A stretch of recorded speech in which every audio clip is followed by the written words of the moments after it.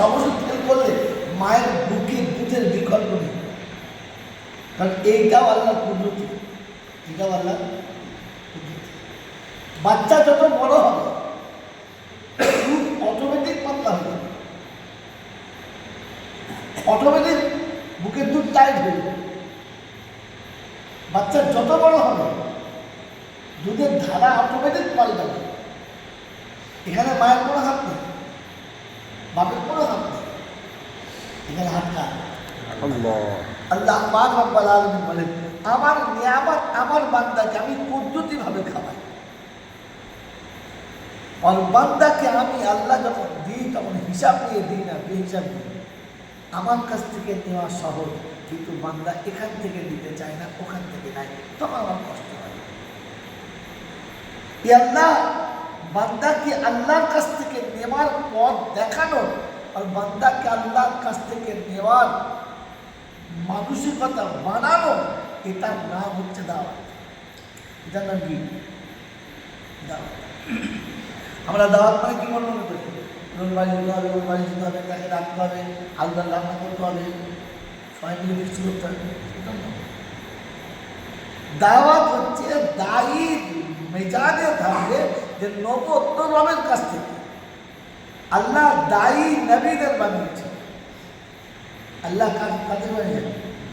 দায়ী কাদেরকে বানিয়েছে? নবীদেরকে বানিয়েছে। এটা আল্লাহ পাক তার রাসূলকে দায়ী শব্দ দিয়েছে।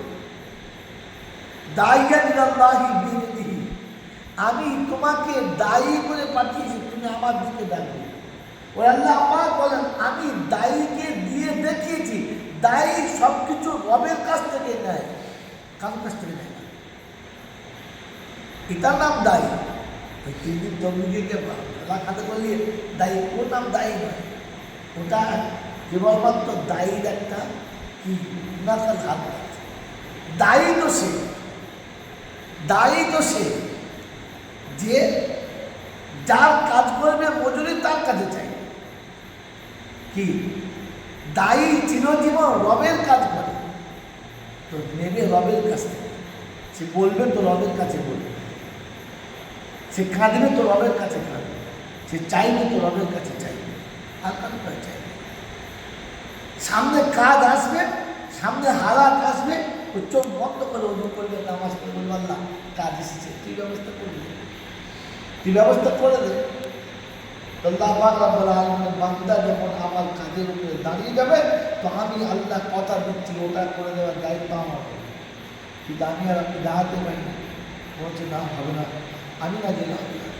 আমার কি ধারণা, আমি না গেলে হবে না, আমি না থাকলে হবে না, আমি না থাকলে এটা সম্ভব হয় না। তো আল্লাহ বলতে তুই না যান, আমার ধর্ম ধর্ম তুই না, তুই যান। কি আজও মনে হয় না যে আমি না থাকলে ওটা হবে, তাহলে হওয়ার মানে কি? আর গিয়ে দেখলাম সেইটাই হলো যেটা হওয়ার ছিল, আমি আর চাইলে যেটা হলো, তাই না? এই দিন, এই দাওয়াত, এই মেহনতের এটাই টার্গেট যে বান্দা তার রবের কাছ থেকে নেবে, রবের সাথে সম্পর্ক গাঢ় করবে, এটাই হচ্ছে তার সম্পর্ক।